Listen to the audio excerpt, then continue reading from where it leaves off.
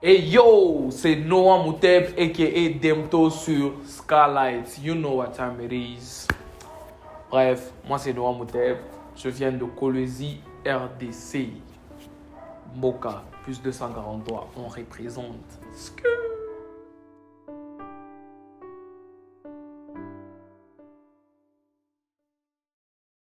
Bref, toute musique, je n'étais pas trop dans la musique. Pourquoi? Parce que je ne me voyais pas trop dans ça. Je me voyais plus dans le basket. Je me voyais aller à la NBA. Déjà, première secondaire, je me disais que j'irais à la NBA. Mais deuxième secondaire, j'ai commencé avec le canon vocal. C'est une chorale qui existe au Congo, dans les églises comme le 37e et tout. C'est plus ou moins une chorale qui n'existe presque plus dans nos églises charismatiques. Alors, canon vocal, j'ai commencé deuxième secondaire. Plus tard, un peu plus tard, j'étais conducteur assistant. Mais j'étais toujours dans des, comme on le dit chez nous, dans des scènes. Tu vois, non, mais malgré canon vocal, on était canon vocal, mais on faisait toujours des bails sombres, tu vois, non.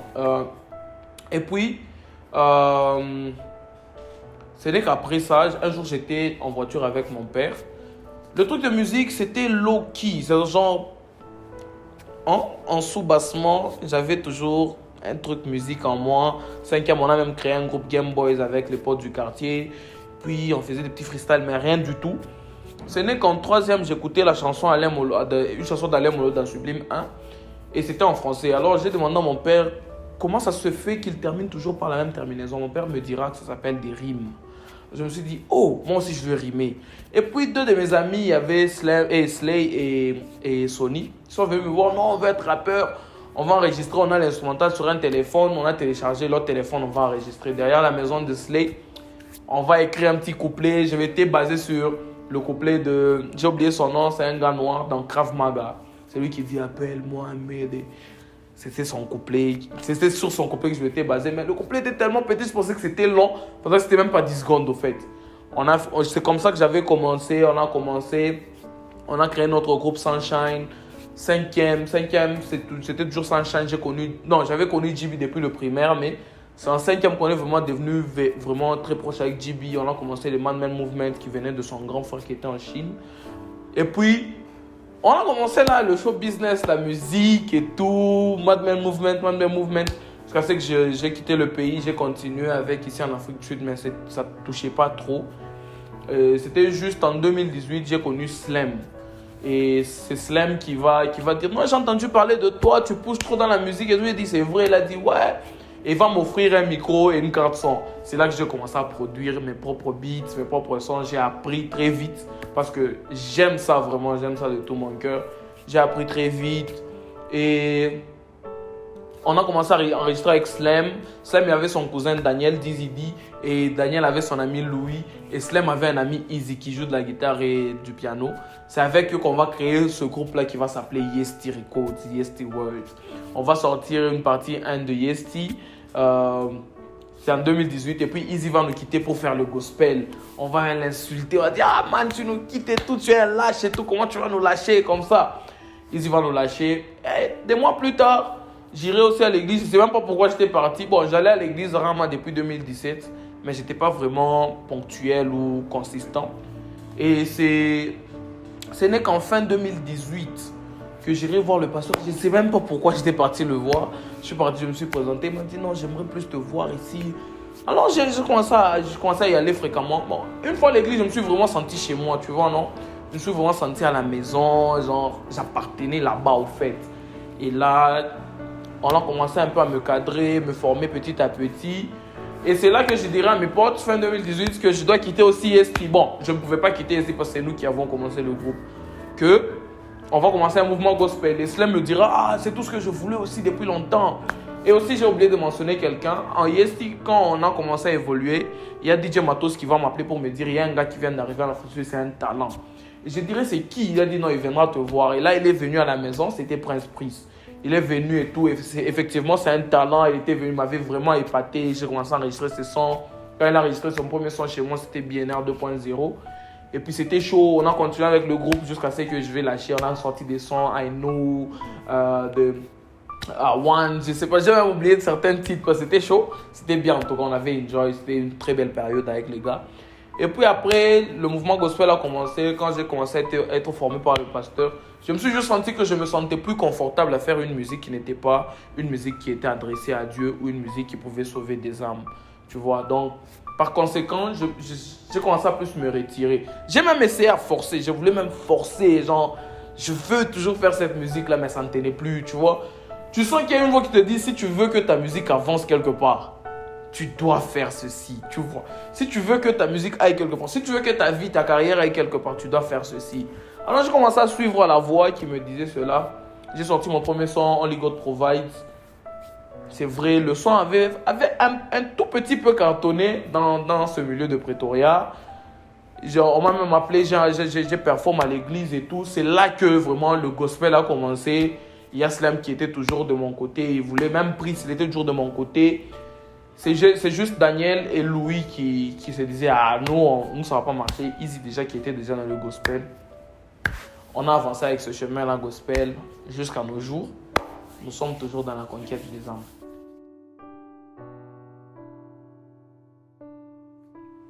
Comédie, musique.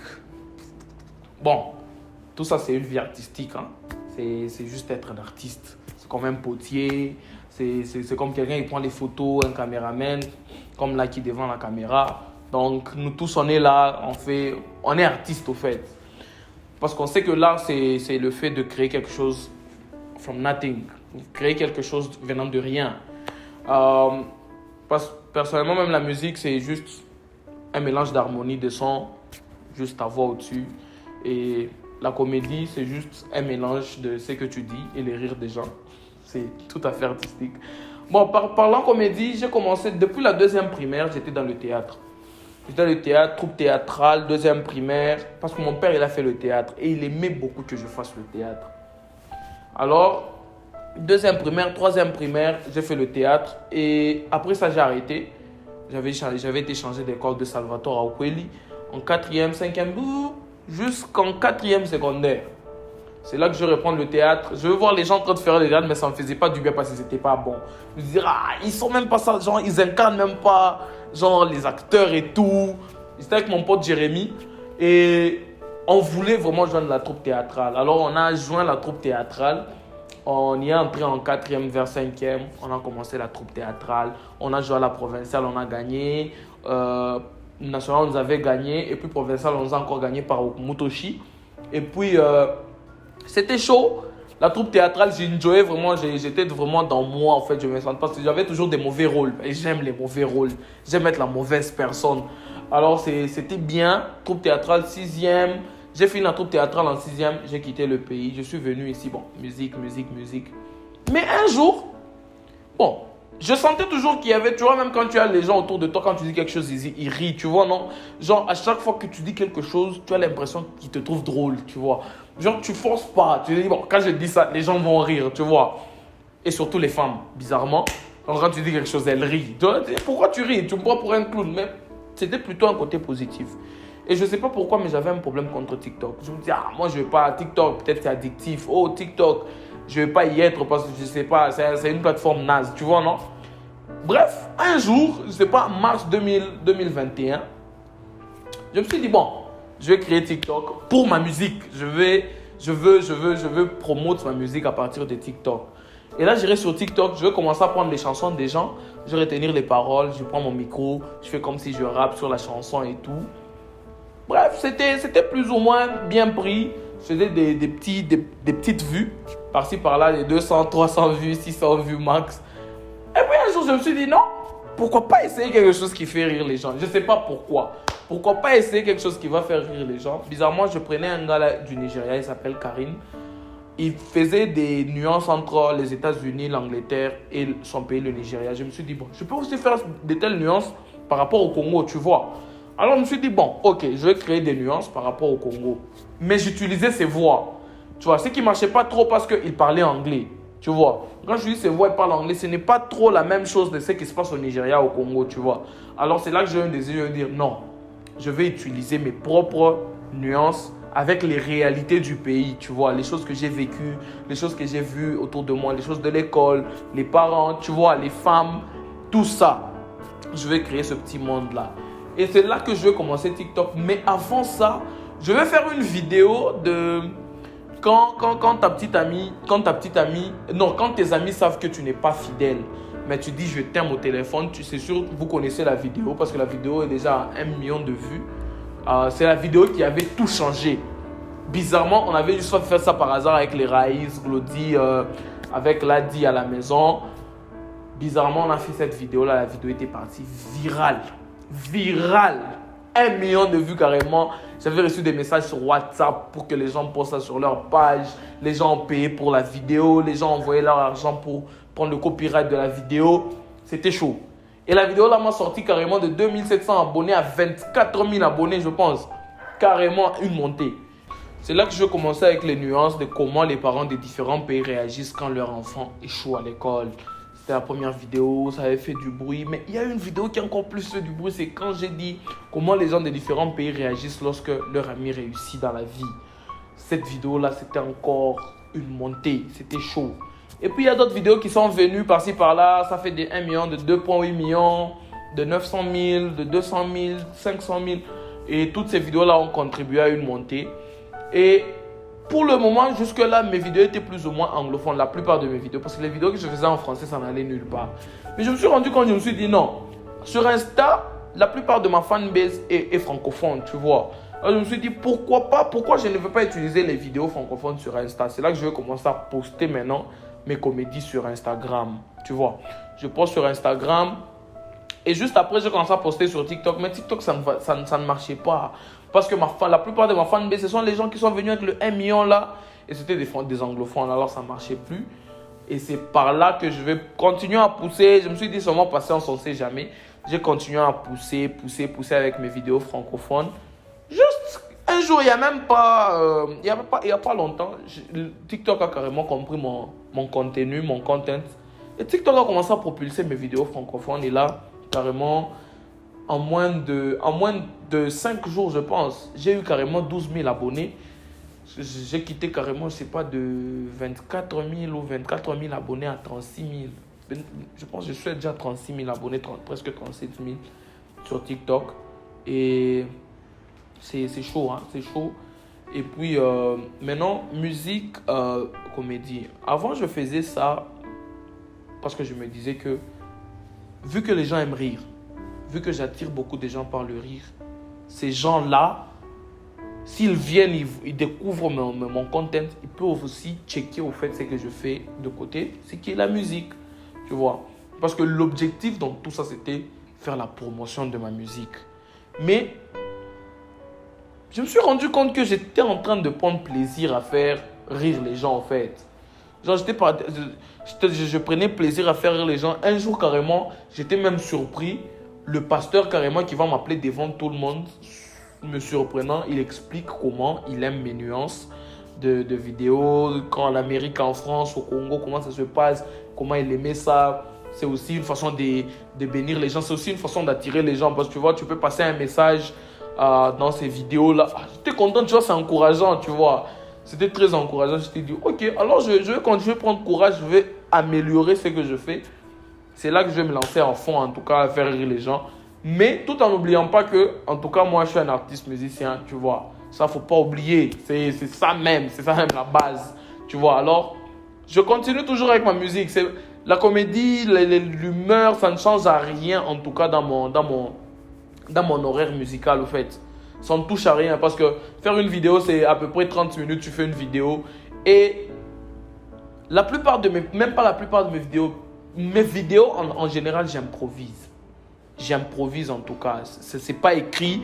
Tout ce que je sais, c'est que je vais parler de ça. Et alors, là, j'improvise. J'improvise. Ça a commencé à l'école secondaire. On a créé un petit groupe de comédie avec Vaillant. Il y avait Raissa, il y avait Gracia. Il y avait Jérémy. Bon, surtout, c'était moi et Vaillant. On crée un petit scénario et puis on dit à tout le monde, toi, c'est ce rôle, toi, c'est ce rôle. On arrive sur la scène, on improvise. Et c'est bien quand c'est improvisé. Même la musique. C'est bien quand tu es en studio, les paroles, ça vient, le beat, c'est là, c'est tout. Quand les choses sont improvisées, c'est carré, tu vois. Et même dans mes vidéos, maintenant, j'improvise en tout cas. C'est en improvisant que j'ai trouvé le nom comme Kabouza, le nom comme Demto, le nom comme Fournaise de la Beuh, le nom comme Dembu, Demzi. tous ces noms, Chambouille, Pispa, tout ça, ça vient de l'impôt. Avant, il y avait Trésor. Et puis Trésor a disparu parce qu'un jour, mon pote Slem m'a dit non, tu peux utiliser ce nom Demto comme ton personnage, tu vois. Il peut être quelqu'un de débile, quelqu'un de méchant, tu vois. Tous ces rôles-là, ça peut être différentes personnes mais utilisant le même nom. C'est là que j'ai commencé à prendre Demto au sérieux. C'est là que je veux commencer à pousser avec Demto. Et bizarrement, bon. Des fois même c'est bizarre. Les gens t'appellent, oh Demto, c'est comment? Demto, tu vois. Ça fait des fois bizarre de te dire, est-ce que ces gens même connaissent mon nom? Genre, moi c'est Noah Mouteb, tu vois. Genre, les gens t'appellent, oh vieux Demto, tu vois. Bizarrement, il y a même des gens qui pensent que c'est ça même mon nom. Quelqu'un carrément m'a écrit sur Instagram, oh moi aussi je m'appelle Moutombo, on m'appelle Demto. Je ne sais pas, c'est pas ça mon nom en fait. En réalité, je m'appelle pas Demto, tu vois. Mais en tout cas, ça fait plaisir que les gens te reconnaissent. Tu vois, par exemple, c'est comme Schwarzenegger, nous tous on l'appelle Commando, tu vois. C'est comme Stallone, nous tous on l'appelle Rambo, tu vois. Donc, moi aussi, bon, les gens m'appellent Demto, tu vois. Et ça fait du bien, ça fait plaisir que les gens au moins reconnaissent l'art, reconnaissent ce pourquoi tu ne dors pas la nuit. Les gens reconnaissent tout ce que tu fais. Et dans tout ça, j'y prends plaisir en tout cas. Je ne veux pas vous mentir, moi j'y prends plaisir. Que ce soit la musique, que ce soit la comédie. Il n'y a pas que c'est que je dis non, je fais quelque chose à 75%, l'autre à 25%.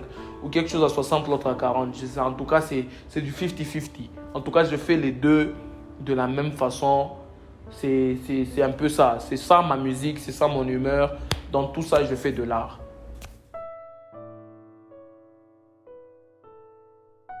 Parlant des langues, en tout cas depuis tout petit, moi je rêve d'être un Kairi en fait.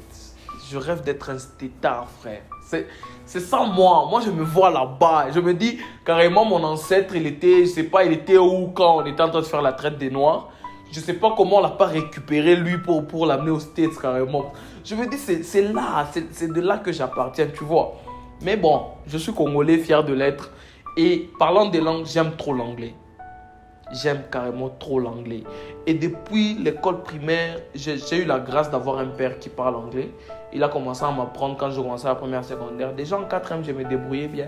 Et avec les GB, souvent on était là, genre sur la route, on disait du n'importe quoi, dans des choses qui n'ont pas de sens. Parce qu'à Colombie, les gens ne parlent pas anglais. Donc, vous, carrément, pouvez leur faire croire que vous parlez anglais. Imagine, tu arrives dans un taxi, il y a les mamans, les papas là. Vous arrivez dans un taxi, vous commencez, your friend,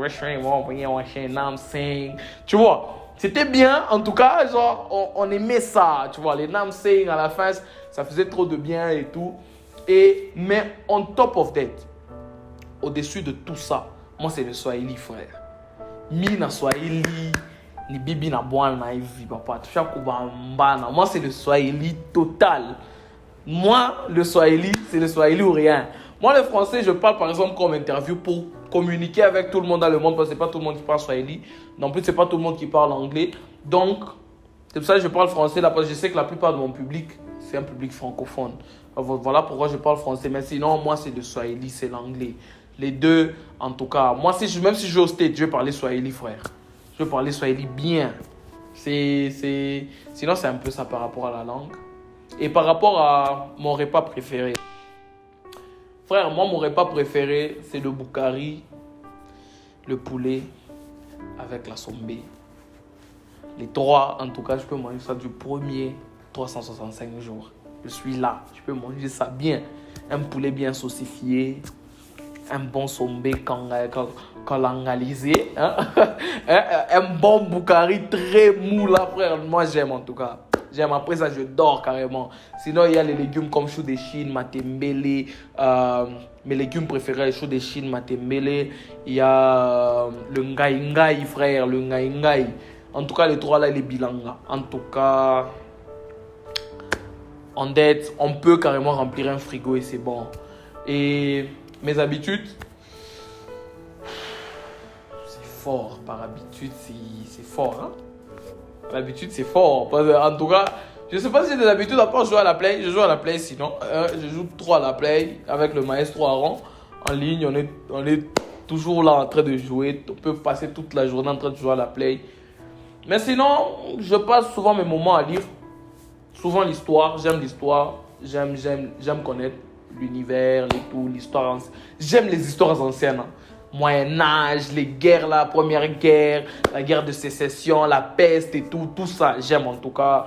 les âges, pierre taillée, pierre polie, les homo sapiens. En tout cas, j'aime connaître tout ça, les planètes, les univers, Pluton et tout. J'aime tout ça en tout cas. C'est souvent sur ça que je fais mes recherches la plupart du temps. Depuis l'année passée, novembre, il y a Linda qui est venue me voir. Linda qui a Kumi Event. Kumi Event, c'est une compagnie qui organise des événements pour les gens, les anniversaires, baby shower, les mariages et tout ce que vous voulez. Ils organisent pour vous Kumi Event. C'est Linda et elle travaille avec Maman Gina. Et elle est venue me voir et m'a dit non, je vais t'organiser un concert. J'ai dit oh. J'avais bien sûr l'idée de faire un concert un jour, mais je ne savais pas que c'était si tôt. Je ne savais pas que l'ampleur que les choses avaient déjà pris, c'était ça au fait, jusqu'au point qu'elle envisage qu'on fasse un concert. Alors ça m'a motivé, je me suis dit ok, bon, si elle vient, c'est que c'est la volonté de Dieu. Donc on va pousser le concert. Et elle est venue avec l'idée du concert, mais ça ne pouvait pas trop marcher par faute de... Il faut encore plus de temps pour faire le concert parce que on voulait faire ça en octobre 8, mais en tout cas, c'est un peu trop court comme temps. Mais on planifie vraiment de faire ça l'année prochaine. Mais pour le moment, avant de faire ce concert-là, on s'est dit, on peut commencer à organiser des petits shows. Des petits shows par-ci, par-là, tu vois, qui vont apprendre aux gens à plus me connaître, à plus connaître ma musique, mon type de musique, à plus connaître Demto en passant. Et tout ça, plus amuser les gens, tu vois, passer des bons moments. Et c'est par là qu'on va envisager d'organiser notre premier événement qui arrive ce 24 avril 2022, qui sera ma petite fille, ma première fille, que j'aime beaucoup, qui est là. Je l'aime tellement. Premier showcase, 24 avril 2022. Normalement, le nom qu'on lui avait donné, c'était Storytime, qui est tiré du dernier EP que j'ai sorti l'année passée. Sinon, c'est ça. Il y aura des jeux, il y aura des jeux bibliques. Il y aura des jeux bibliques surtout. Il y aura la boisson, il y aura la nourriture. L'entrée, c'est seulement 100 rand. 100 rand pour l'entrée, vous êtes bon. L'entrée, ça sera 100 rand. Les VIP, ça sera 200 rand. Et ça va se passer le 24 avril, comme je l'ai dit, de 16h à 22h au 780 Arcade Street à Pretoria. Et pour plus d'informations, il faut nous écrire sur Insta. C'est plus facile.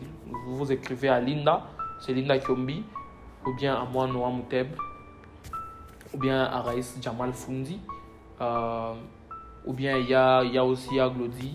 Il y a Franck, il y a Agnès. Donc, on est en beaucoup. Vous pouvez nous écrire de partout, vous pouvez nous joindre. Pour la story time, on va raconter des histoires. Il y aura des invités de marque. Des gens très talentueux. Il y aura Jean-Luc Sangwa, il y aura Ketia Mbaya, il y aura Peter Nang, il y aura Arthur The King. C'est ça comme guest. Et aussi... notre MC, ça sera Wayama Jokes, vous connaissez. Elle fait beaucoup rire, elle est talentueuse. Elle sera là, c'est elle notre MC de marque. Et aussi pour la nourriture, il y aura Petite Maman. Pour la diversité de nourriture, il y aura Starlight. Starlight sera là pour la boisson, si vous voulez, l'accoutrement, tout ce que vous voulez, en tout cas, produit. Starlight sera là. Il y aura Martino, le photographe. Il sera là. Il y aura d'ailleurs Laiki lui-même qui est derrière la caméra. Il sera là. Il y aura beaucoup de gens. Vous allez faire des rencontres avec beaucoup de gens. Ça sera vraiment très, très édifiant. Et aussi, le mois prochain, on compte sortir un son qui s'appelle No Return. On l'a shoot depuis l'année passée. On a shoot ça depuis l'année passée. C'est en feat avec Peter Nang. Mais il y avait plus ou moins des complications par-ci par-là, mais ça va sortir sûrement la première ou la deuxième semaine du mois de mai. Sinon, à part ça, cette année, ce n'est que des showcases. Il n'y aura pas de sortie de musique, il n'y aura pas d'EP, c'est seulement des showcases. On va organiser des showcases par-ci par-là. Donc, restez en contact. Je pense qu'on est à la fin. En tout cas, j'étais heureux de faire partie de cette interview de Skylight, là qui m'en a derrière la caméra, comme je ne cesse de le dire. Voilà, à cette fin, je tiens à remercier Dieu pour cette opportunité, pour cette grâce que je me retrouve encore ici à parler de moi, de mon ministère. En tout cas, merci beaucoup au Seigneur. Et aussi, je tiens à remercier des gens qui sont toujours là pour l'avancée de ce ministère. Je vais commencer à citer nom pour nom. Là, je remercie Raïs Fundi, qui est là d'ailleurs en ce moment. Mon manager, il est là. Je salue Glody Ngoy Bweni. Je salue Frank Yav Kachung. Je salue Linda Kiombi. Je salue Agnès. Je salue Patricia. Je salue Kanok. Je salue Aaron. Là, c'est Pretoria. C'est carrément Pretoria. J'ai oublié aucun nom. Je salue Ladi Kipoka, chargé de communication. Je ne devais pas oublier. Et là, je salue encore DJ H, DJ Matos, DJ JL, Kemar de Tozobar. Ils sont là, l'équipe de Jobour. En tout cas, tout le monde est toujours présent. Je vous remercie aussi. Et on descend encore, Cape Town. Je salue Van Steffi Graff, mon poteau de depuis toujours. Je le salue. Je salue Dan Copin. Je salue Marc. Je pense que c'est toute la liste. En tout cas, j'ai fini toute la liste. Merci à tout ce monde d'avoir toujours été là pour moi, de toujours soutenir ce ministère. Ne nous arrêtons pas et continuons avec force. Merci à vous tous et je salue tous mes fans qui me suivent de partout dans le monde. Je vous salue et je vous aime beaucoup. Que Dieu vous bénisse abondamment. Peace out.